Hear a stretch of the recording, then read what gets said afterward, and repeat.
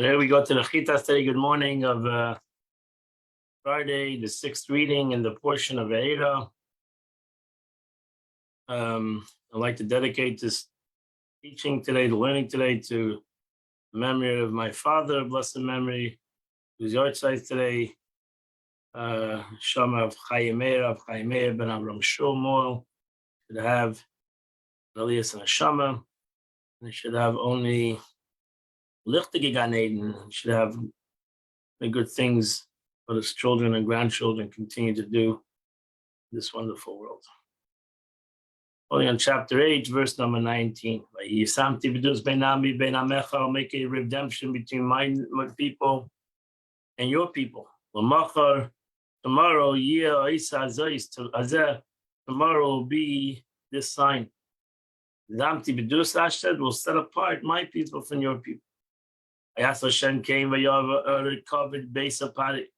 And the Abishah did so the next day. A heavily mixture of animals came to the to Pharaoh's house, based Avodim in the house of his servants, B'chol Eretz Mitzrayim, in the whole land of Egypt. To Shachis Haaretz, the land was destroyed because of the because of these wild animals. Actually said the land was destroyed. The land, as uncle said, Shachis means that it was destroyed. Ayikar Paro Moshe, so Pharaoh called Moshe, Aaron to Aaron, and he said to them, go sacrifice to God, but it's in the land. Rashi said, in your place, why do you need to go travel anywhere? Why can't you serve? Why can't you bring a carbon in Mitzrayim? You don't have to go to the desert. I give you permission to serve God right over here in Egypt. It's not proper to do that. He saves him saying, because the sacrifice is an abomination to Egypt, because they used to worship the animal. Where we sacrifice the deity of Egypt, in front of their eyes, and they won't stone us. Rashi says it's an abomination to Egypt, the deity of Egypt. Like it's brought down later on in the Kings, in the Tanakh, it says for Malkucham, the abomination, children of Ammon, for the Jews, call it an abomination. It may also be an explanation of another manner. The abomination of Egypt, our slaughtering, is a hateful thing to the Egyptian. We are slaughtering their deity. So the concept is not that we're going to bring a sacrifice. The concept is actually the killing of this animal. We're going to kill the sheep, and the sheep was a god in Egypt. And they're not going to be angry at us. Let us go out Bamidbar 3 days in the desert. We'll sacrifice to God, as he tells us. I will let you go out. I would go, okay, I'll agree to that too. You can go out and bring sacrifice in the desert. But do not go too far. Pray for me. Moshe said, okay, it's all agreed. I'm going to go out and I'll pray to the God. In my body, and I'll get rid of these animals from Pharaoh, Ma'avodah, Ma'amei, from his people. Tomorrow. The main thing is that Pharaoh shouldn't tease anymore, tarry anymore to send the people, because we're going. L'zbeich Hashem. Hasel, the translation of teasing of. Moshe Rabbeinu went out of Pharaoh, and he prayed to God. Rashi says Vayeter, Lashon Vayeter. He's translating the word Vayeter. The word Vayeter means he exerted himself in prayer. Similarly, in scripture, it meant Vayeter. Vayeter, he could have said, and that would mean increased words of prayer. Now, because it's used in a plural form, it means he exerted himself and prayed devoutly. I asked Hashem, and God did as Moshe asked. Ayasa Sa'arav, and he removed the wild animals, for Pharaoh in front of servants. Ame is from his nation, like Nishat Echad, not one of them was left. Rashi says over here, they did not die like the frogs died, but the creatures died. The Egyptian would have derived benefit from the hides of the animals. So God didn't want that they should have any benefits from the animals, and the animals disappeared. Chabit Pares Libe. Pares saw that all the animals were gone. He said, okay, a change of heart. He said, forget it. Change my mind. And he said, I'm sorry, I changed my mind. I've decided not to send the people. Gamba Pamazais. What does it tell you say this time? Because over here he agreed. He said, I'll let you go. That's the wonderment of the verse. Was it possible the king changes his mind? He says one thing and the next day he says another thing. Chapter 9, verse number 1, Moshe, God said to Moshe, go up to Pharaoh, we did back to love and speak to him. This is what God, the God of the Hebrews, say, Shalachas Ami, send my nation, Vayabduni, so they can serve me. Verse 2, because if you refuse to let him go and you hold on to them, Machzik, Rashi says, means take hold. The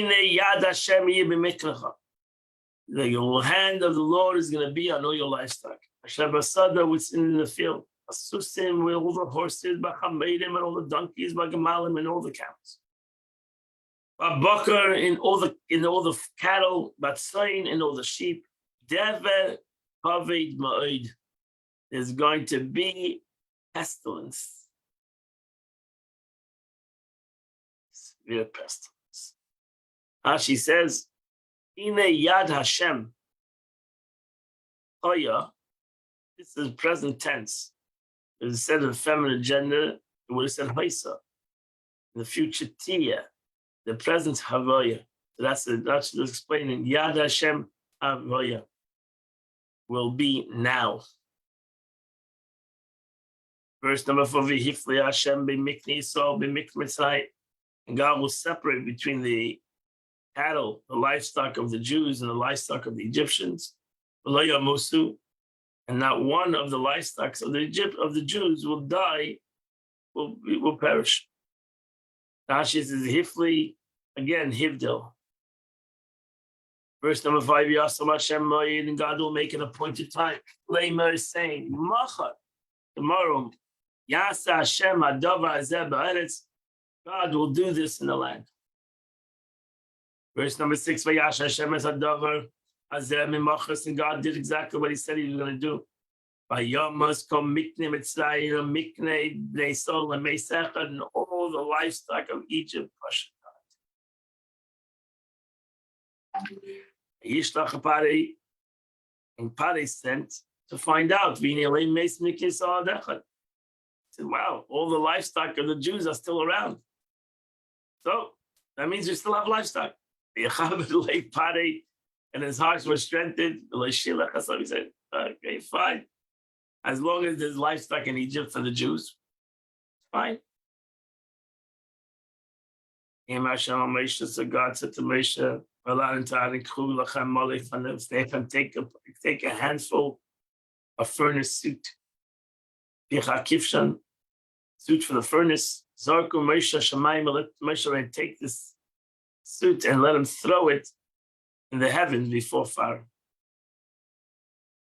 Hashem's Mali Chafnechem is a double handful. Picha Kifshan, the substance blown from dying embers that were burnt in a furnace. Ashes. It's called cinders from the furnace. Zarka Aaron, Zarka Moshe, Moshe will throw it. Anything that casts with strength can be cast with one hand. Hence, there are many miracles here. One that Moshe single-handedly held his own double handful, and those of Aaron. And another miracle was that the dust went over the entire land of Egypt, even 4 handfuls that all fit into Moshe Rabbeinu's one hand, covered the entire land of Egypt. Verse number 9, time would come and dust upon all the land of Egypt. Will be on man and on animals, the shin, the boils. There'll be blistering into blisters. Rashi says through these blisters break out, like it was oozing blisters. There are many examples to this word in the language of the Mishnah. Hot blisters.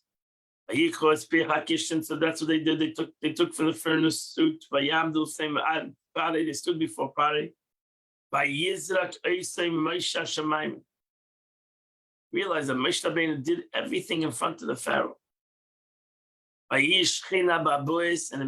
it became into boils breaking out into blisters. Adam, Behema, into the man and the beast.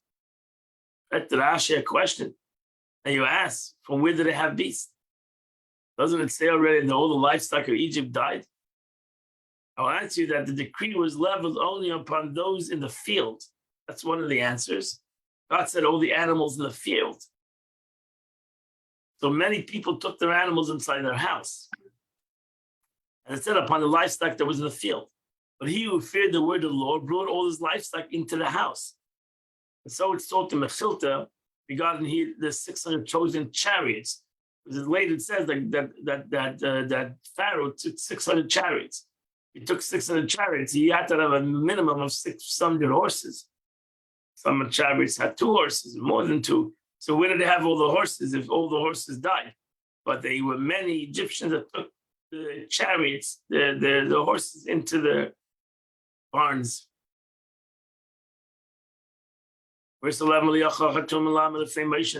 the witchcrafters, the nuns, could not stand before Pharaoh, for Moshe, because they all got boils. They all got boils, everybody in the whole Egypt. Now over here it says openly, Vayachzik Hashem es leiv Pare, that the Eibushter strengthened the hearts of Pharaoh. This was really personal.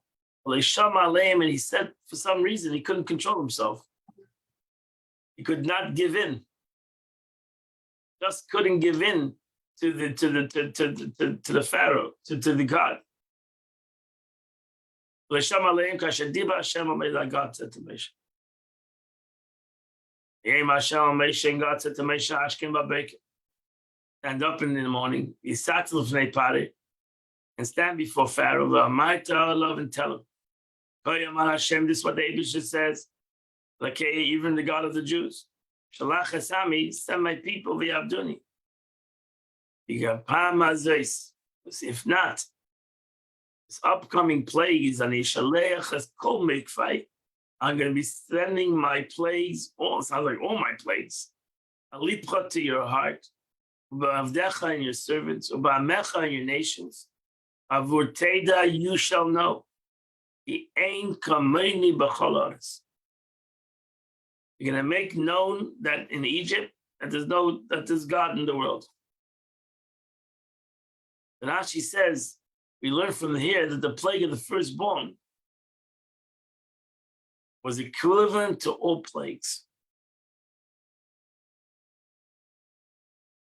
That was the ultimate plague.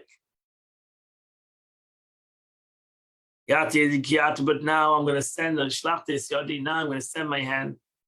And I will smite you, as Amcha and your people, but Dever, to cover of pestilence. Now she says, if you so desire, when my hand was upon your livestock, and I smote them with pestilence, I could have stretched it forth and smitten you and your people along with the beast, and you should have been annihilated from the earth. But for this reason, I have allowed you to stand. Because I want to show there's a God in the world, that the Egyptians should ultimately realize that there's a God in the world. As he said, this reason I've allowed you to stand, for one reason. To show you my strength, so to declare my name in all the earth. As taught of Chassidus, and this was basically to break klippas. This was basically to break the ultimate klippa, the first klippa, the klippas Mitzrayim. The struggle of Egypt was the ego. The first Gullus was Gullus Mitzrayim, which was the ego that God wanted to break. And ultimately to bring down Mitzrayim and a klippa, a covering of godliness that doesn't allow God to come in existence. Ego doesn't allow the godliness to even come into the situation. Here, God needs to bring down this Pharaoh and to realize that's what you listen to the parsha. You'll see that God keeps on saying, it's all about the knowledge in Egypt, that the Egyptian, this clip of Egypt, knows that there's a God in the world. That completes the Chumash of today. Today we start the 17th Pedic in Tanya. The Rebbe told us a beautiful thing yesterday, the concept of the connection, how God connects the Bain's love in his brains to the action. Even though there's a missing link, so to say, the connection of the heart, the true love of the heart to the action, which gives it flight, love and fear, love and awe, gives the mitzvah and everything that I do flight, connects it to its source above. But the Baini seemingly doesn't have that connection. It's missing that link, the true love and awe in his heart. The Alter Rebbe says, as long as a person has love and fear in his brains, the Eibishter will connect the brains and skip the heart and go straight, connect the brain love to the mitzvah. So to give a flight to the mitzvah as if he did it with a true love in his heart. Beautiful, beautiful chapter in time. And now the Alter Rebbe continues. With this explanation, even a fear and love of God which remains concealed in one's mind and in the heart, he only has a hidden love in his heart, suffices to infuse one's fulfillment of commandments with vitality, thereby perfecting and elevating them. Right? The Eibush God is the one who makes that connection. We'll understand the verse which I started in Tanya. A verse I started Tanya in my preface. The Alter Rebbe says, the whole Tanya is based on this verse.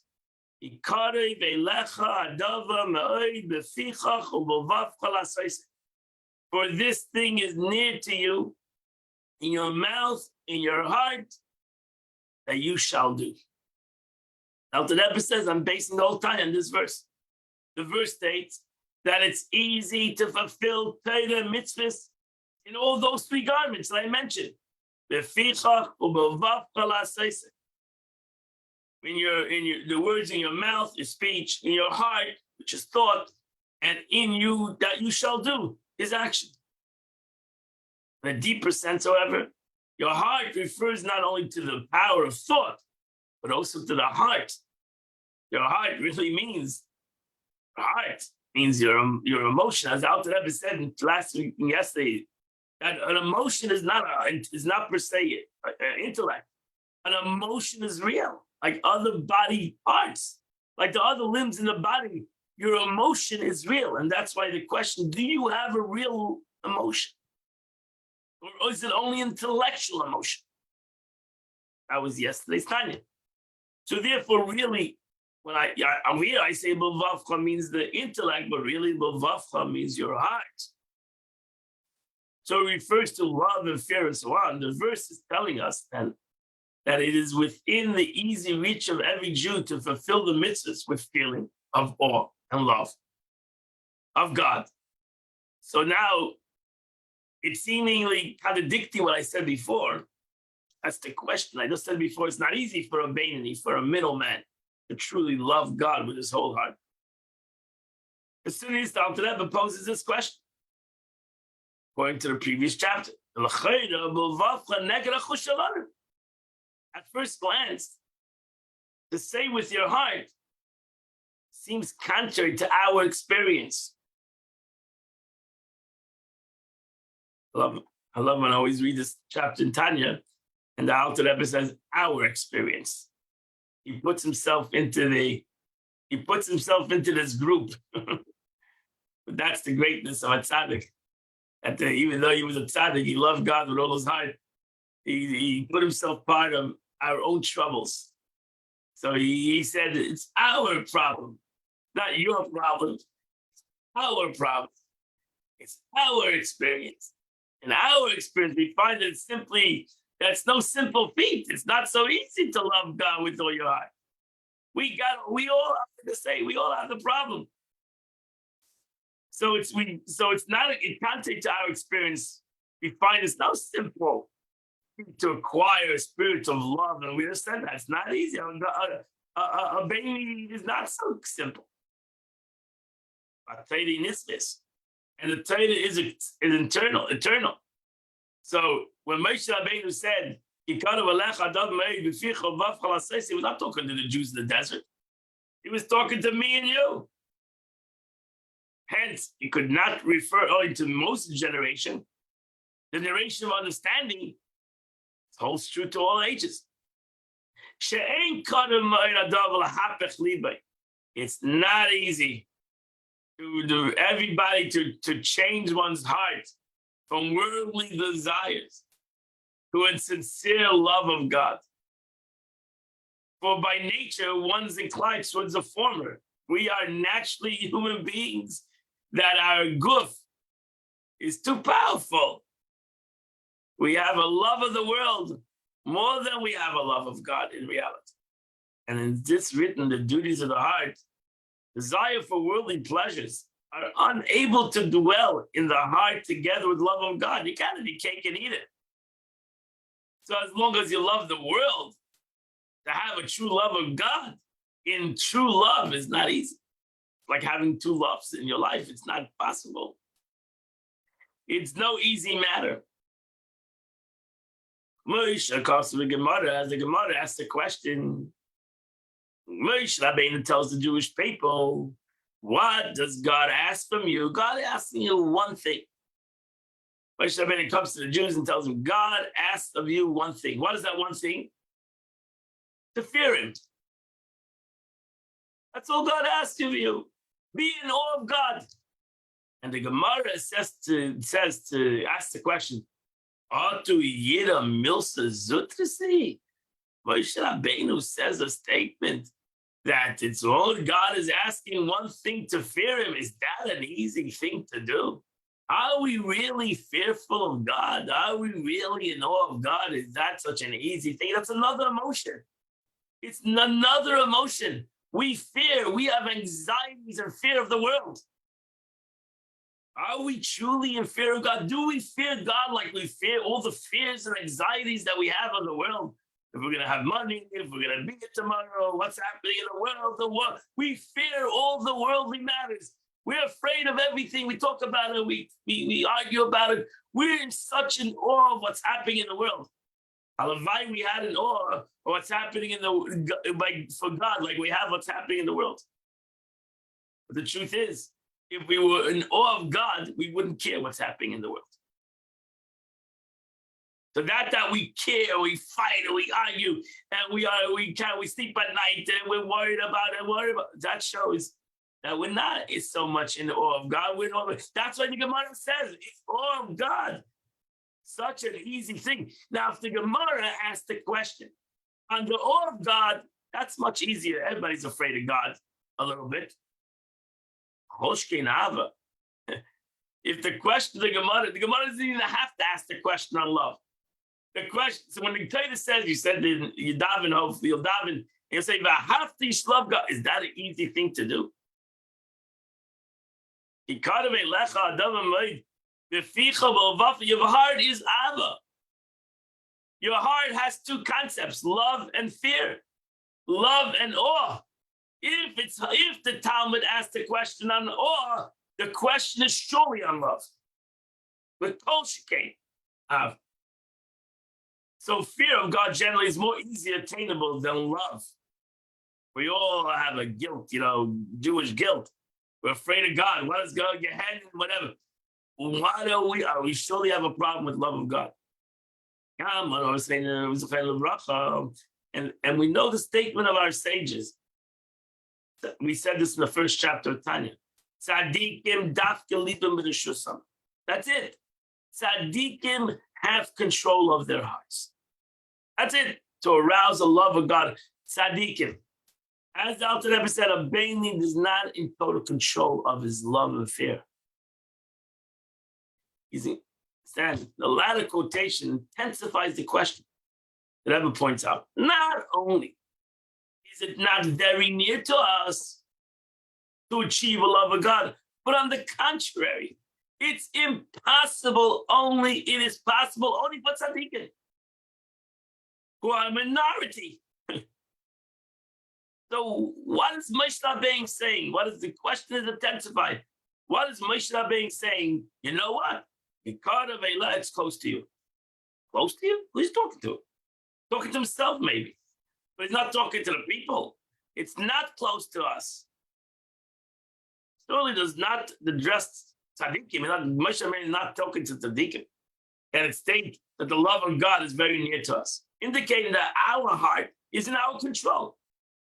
That we can divert it from mundane desires to love God. And that is not a reality. That is not a reality. So the Alter Rebbe is bothered by this. And therefore, the Alter Rebbe said this yesterday, that actually the Eibush connects it. So what now? That's what the Alter Rebbe says. He's going to come out with a very powerful concept and say, Ella de la Seisin. What's the verse say? Let's go back to the verse. It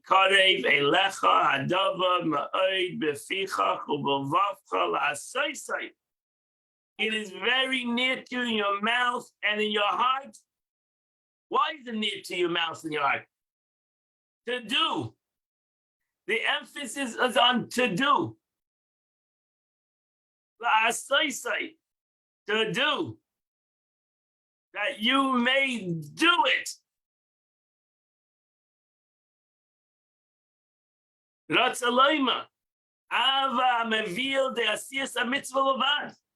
As long as you can create a love.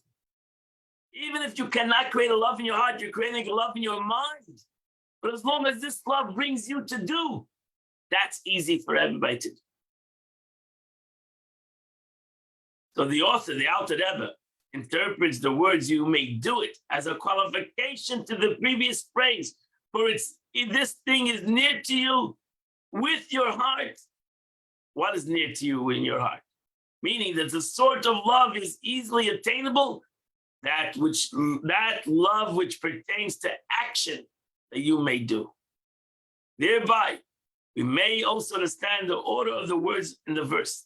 The words is in your mouth and in your heart, that you may do it, refers to the three soul garments: thought, speech, and action. Not heart, speech, and action. Thought, speech, and action. Thought. It's the love in your thought.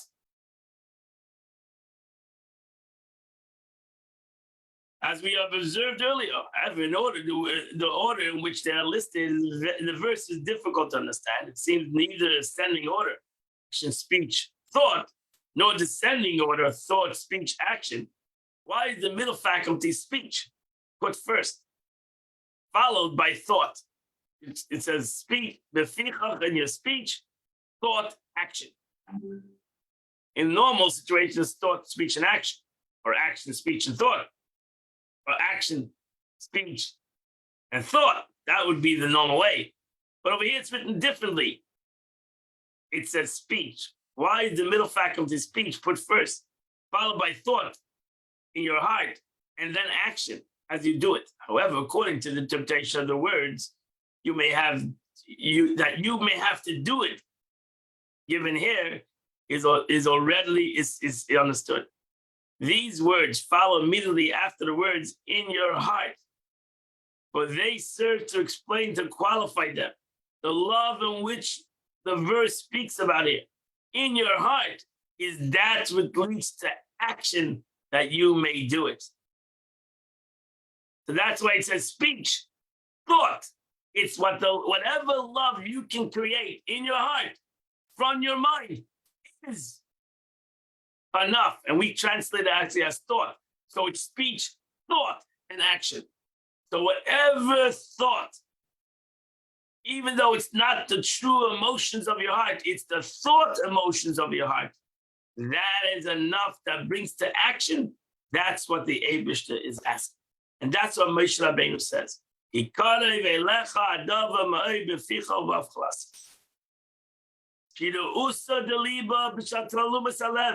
This means the hidden desire of the heart, because you cannot awaken up the ultimate desire. It's your hidden desire of the heart.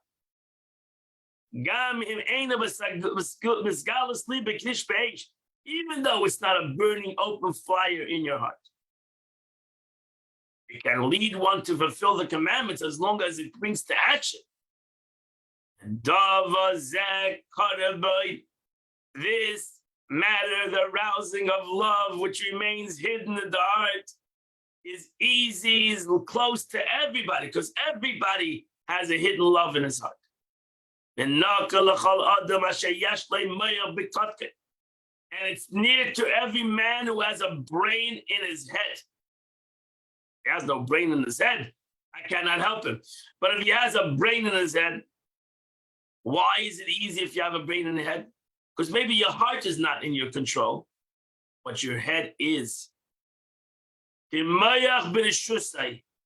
Everybody's brain is in his control, unless he's brainwashed. But if he has a brain, everybody can think whatever they want to think. Nobody is in control of somebody else's brain. V'yachal is brainin, and anybody can meditate on any thechol sheyapatz, whatever he wants. Somebody can force you to do something. Somebody cannot force you to think something.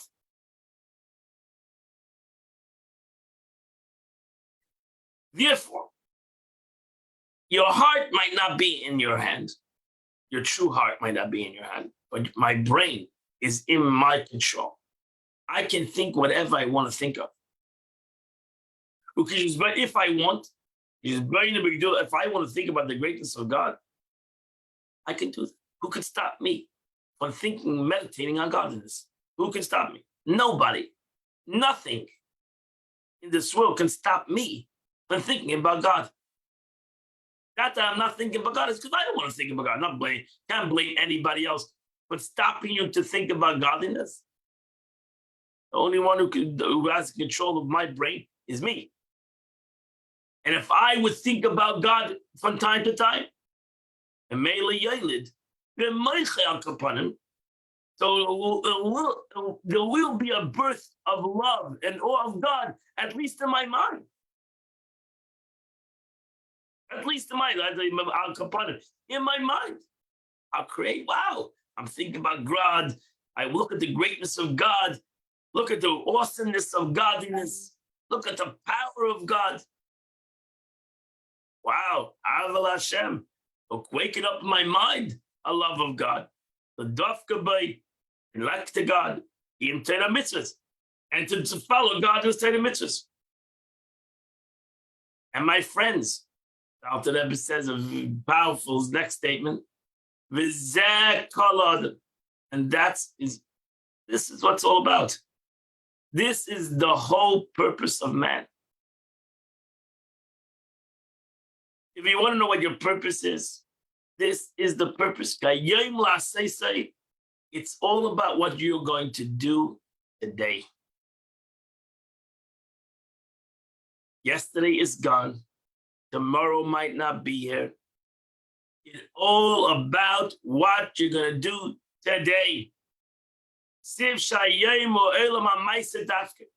As it says, today is a day of action. So if you're going to have great contemplation, that's not going to bring you to action, you have missed the boat. So it's all about what your thought is going to bring you to action today. And that's what you're here in the world today. You're not here on the world today for tomorrow. You're here on the world today for today. The Rebbe points out that the main objective in the commandments to love God lies not in the love itself. How much you love God, how much I love God, and how much I don't love God. Who cares about love if it doesn't bring to action? What is love worth if it doesn't bring you to do anything? But it's in the practical and wholehearted fulfillment of the commandments that it motivates by this love. That's what it's all about. What is love about if it doesn't bring to anything? That I have love. What is worth all this love? What is worth all this Abba if it has no value? That's what you understand for Avraham Avinu, that even when he was sick, he had Abba, and he said, I have to use it. How can I have love today, Chesed today, and I have to wait till tomorrow because I'm sick today? No. I have Chesed today. I need to use it today. And he was standing in his tent to give Chesed, because what's the value of Chesed if I cannot give it? No value, no worth. So a person has to realize that he needs to, last I say, the important thing is that the concept of my love is, what am I going to do today?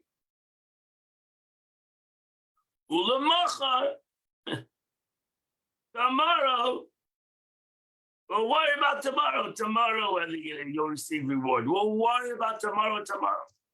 The macha really means not tomorrow. The macha means afterlife. Afterlife, you'll receive what you worry about reward. Today is about action. Today is about doing. Don't worry about your reward after 120 years.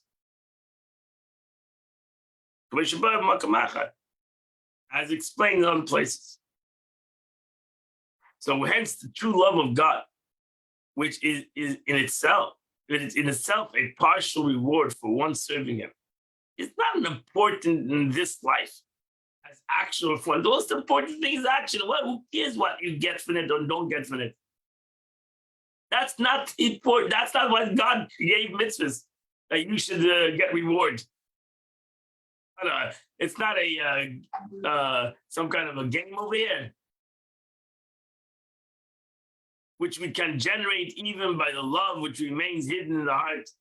This then is the love referred to in this verse, because this thing is very near to you in your mouth, in your heart, that you may do it. A love which, though it may find overt expression in the heart, is yet sufficient to motivate the performance of mitzvahs and within the reach of every Jew. So Moshe Rabbeinu says, you have enough stuff, you have enough in the Torah to awaken up a love, to do what you're supposed to do. And that's what you're in the world for. You're in the world to change the world. You're in the world to bring God to the world. And I don't have to give you much to accomplish that. If you're worried about yourself, then we have a problem. How much is it going to affect me? If it's about you, then it's going to be, you're going to sit and worry about it. It's not about you. It's about doing a mitzvah. It's about doing the right thing.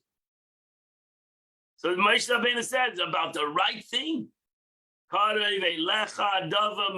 It's close to every Jew to be able to awaken up within him a ava to do the right thing.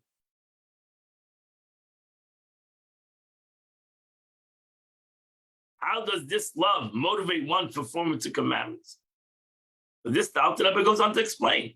This is what he said before. If my mind is in my heart, is in my hand, I have control of my mind. I can think as much as I want. I can contemplate. I can meditate as much as I want. Nobody can tell me what to think. Nobody can tell me how to think. Nobody can tell me how much to think. So therefore, if my mind is in my hand, I can awaken. I can do whatever I want with my mind. I can awaken in my mind. I can meditate, contemplate, understand more and more and more. And that will waken up in my mind a love of the Eibishter. Nobody can stop me. on creating a true love of God in my mind. And that will be enough for me to do what I'm supposed to do. Because that's all I'm trying to accomplish. I'm trying to accomplish one concept, that I do what I'm supposed to do.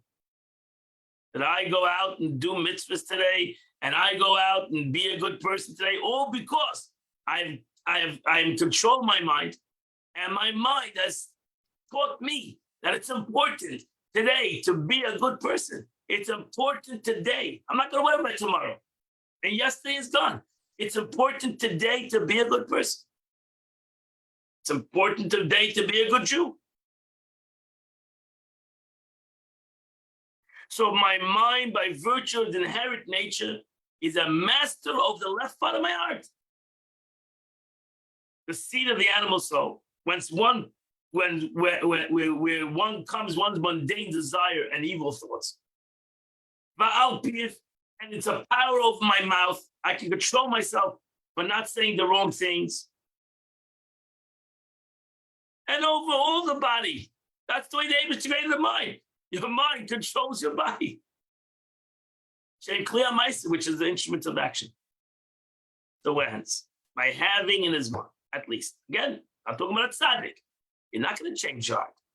By having your mind, which every one of us has control of our mind, a love of God, a desire to fulfill mitzvahs, one can utilize the natural mastery of mind to overcome the desires of his heart. That's it. Nobody can tell you what to do. Why? Because if you don't want to do it, you're not going to do it. You see it that way. You see it in the negative for sure, and you see it in the positive. When a person decides he wants to do it, he does it. When a person decides he wants to do something negative, he does it. Nobody's going to talk him out of it. Because in his mind, he's decided. So the Moshe Rabbeinu says, the Alter Rebbe establishes his whole Tanya on this verse. It's very close. Everybody's in control of their mind. And everybody can, so every situation you're in, it's up to me to decide how I'm going to look at it. I can look at it in a good way, I can look at it bad. It's up to me. My mind can transform anything it wants. It can take any negative thing and turn it into a positive if I want to do that. I can take every positive thing to negative. I can go the negative way too. I can take any positive thing and turn it into negative. It's up to my mind. And I'm in control of my mind. And according to the way I'm controlling my mind, that's the way I'm going to do something. Whether I'm going to love it or not, in the ultimate sense of love, maybe never. But will I do it right? Will I do the thing correctly? Because in my mind, I have come to a conclusion that I love it and I'm enjoying it and I want to do this thing correctly. Nobody can stop me. Only myself. Thus, this can be done even by the ones whose heart is not under his control, which that is only a tzaddik. A tzaddik is control of his heart. I don't have control over my heart. My heart loves Gashmias more than Ruchnias. That's the way it is. But my mind is in control of me. I can basically decide what I want to do and not do. Beautiful Tanya, very practical aspect in Tanya. We should only learn this a couple of times and convince ourselves in our brain that this is emes, this is truth. Today is the 27th day of the month, which is chapter 120, chapter 134.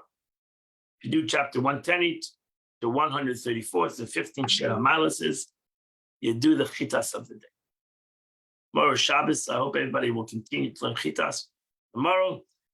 I wish you a good Shabbos, and the Mid-Shem, we'll see you all on Sunday, 8 a.m. We'll continue new Parsha, we'll continue the chitas of the day.